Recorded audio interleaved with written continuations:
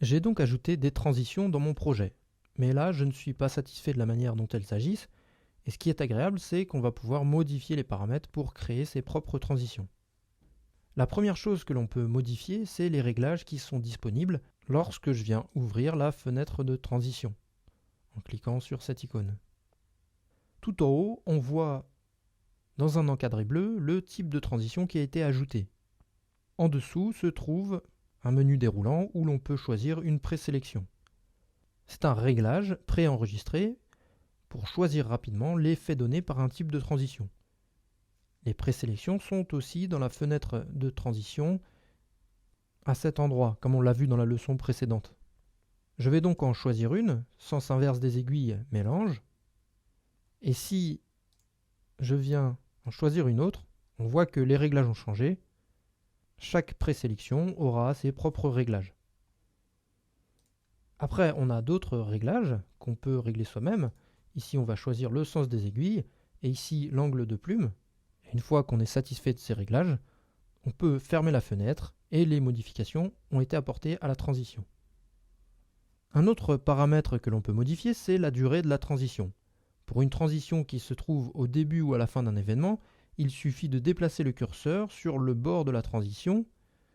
Une double flèche avec un quart de cercle apparaît et on peut faire glisser le bord pour changer la durée.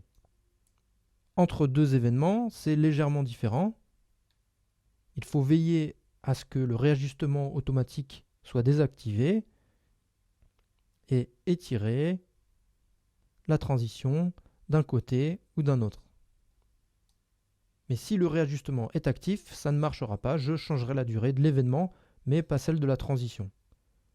Maintenant, je vais vous montrer une astuce pour mieux gérer ces transitions entre deux événements.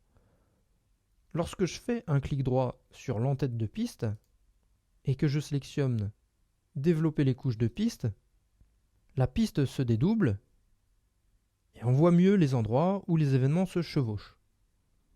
Aussi, on peut mieux contrôler la durée d'une transition. En étirant au milieu d'un côté ou de l'autre, on se rend compte que lorsqu'on change la durée d'une transition, on change également celle des événements qui lui sont liés. C'est pourquoi si l'événement n'a pas assez de contenu avant ou après, il arrivera qu'on ne puisse pas changer la durée. Après, on entre dans les modifications un peu plus poussées. Il va être question d'ajouter une enveloppe à la transition.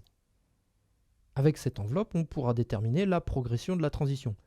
Par défaut, elle va de 0 à 100% de manière linéaire. Avec l'enveloppe, on pourra faire varier la progression.